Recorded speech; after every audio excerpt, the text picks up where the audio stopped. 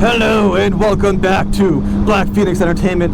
We're going to talk about it. We're going to talk about what happened officially to the BPE Ryker and that Treal Stage 2 performance kit and how that came into play on all the issues that I had with this thing. So let's get into it after the intro.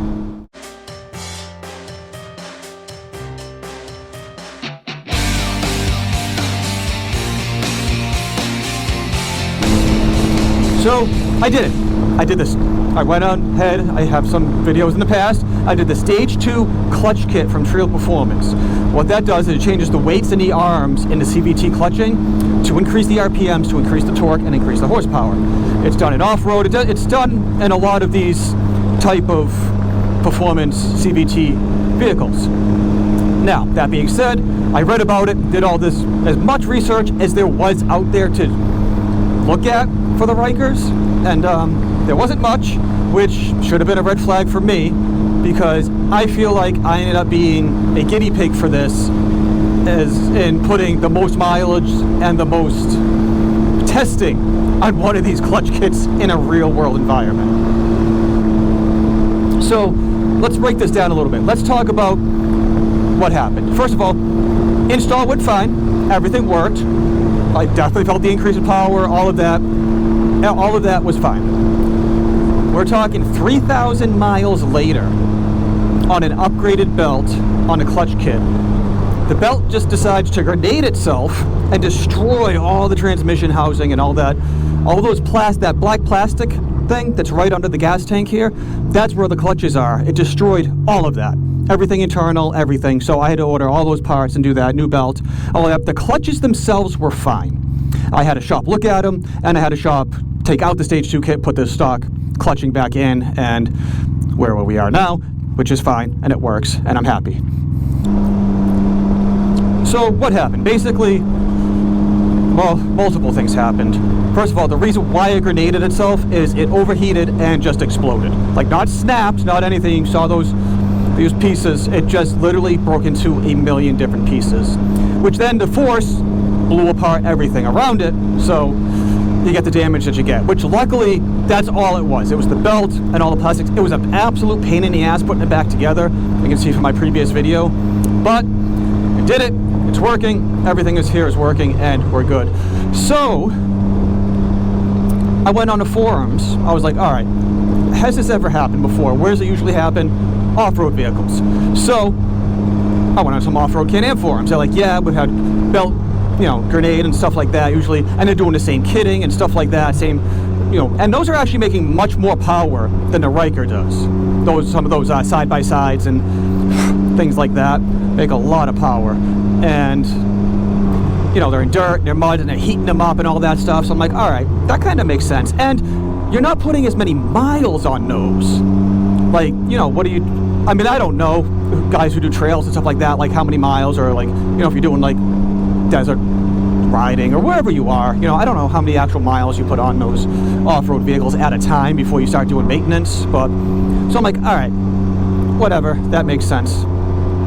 Finally, and then this is all around all the other stuff that's happening, so it really took a while for me to get to this and fix it and take it apart and everything. But I did talk to Treal Performance. I called them and said, this is what happened. They were a little gun shy to talk to me. I'm going to be completely honest here. I'm going to call you out. Like, this is the conversation that we had. I don't know if you guys record your phone calls or not. This guy just threw his trash everywhere. Awesome. But, yeah, anyways, so he really didn't want to tell me much. You're just like, yeah, that happens. I'm like, really? No, it shouldn't. The upgraded belt, all that stuff, it really shouldn't grenade itself at 3,000 miles. So, trying to get some more information out of him. I'm just like, this is what happened, blah, blah. He's trying to blame everything else, and he's like, oh, well, you put a lot of miles on the belt. I'm like, miles? The OEM belt will go for 10 to 12,000 miles. You're telling me this upgraded DynoJet belt can't go over 3? Like, regardless? So that's where the conversation kind of took a turn. He's like, yeah, you put way more miles on a belt than it should have, and it heated up and exploded. I'm like, all right, that's where we're at. So you're selling a stage kit and an upgraded belt for an on-road vehicle that people put a ton of miles on all the time, and you're telling me they can only put 500 to 1,000 miles on that upgraded DynoJet belt before they have to replace it? That's crazy. Like, that, it makes no sense to me whatsoever. Like, for the first 10,000 miles, or let's say 3,000, so first like 7,000-ish miles I own this thing, I beat the bag out of it, doing burnouts, drifting, drag races, stuff like that on the OEM stuff, like belt, clutch, all that, and it took it. Why can't the upgraded stuff last longer if it's supposed to be upgraded and better? I don't know. They couldn't answer that. It just really didn't want to give me any information, and I just said, well, have you had any other problems with any other kits? Here's where the other, here's another direction the conversation goes in. Would not really answer me. I don't know how many of these kits these guys have actually sold.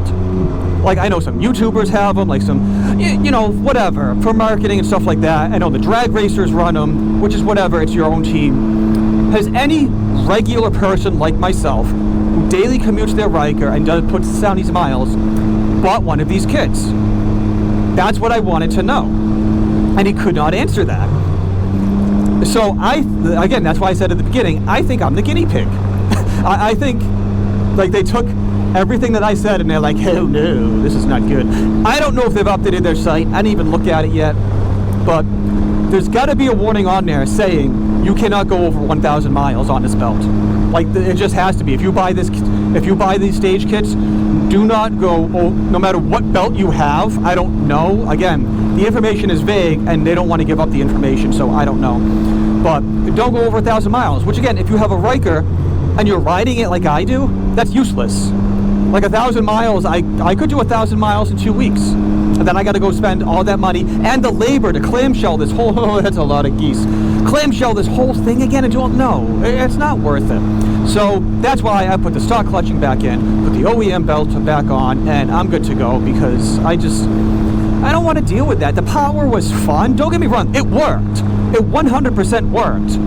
But unless you're a strict drag racer or you have a second Ryker or bike or whatever, like whatever you put those kits in is going to be, you know, strictly low mileage, or you're planning on always tearing it apart or something like that, it's not worth it.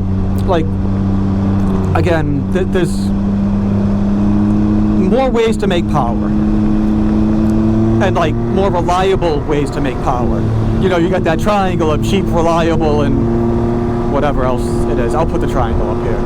Cheap, reliable, and fast. That's what it is. And but yeah, so there's that, and I don't know. Just not what I needed at the time, I guess.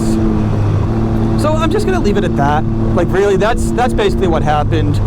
Treal didn't really want to talk to me. They didn't really want to be like, oh yeah, whatever. I'm just like, Treal, if you have numbers on how many people have actually bought each stage of your kit, that would be great to show people, and how they actually ride it. Because I can guarantee you that setup failed me.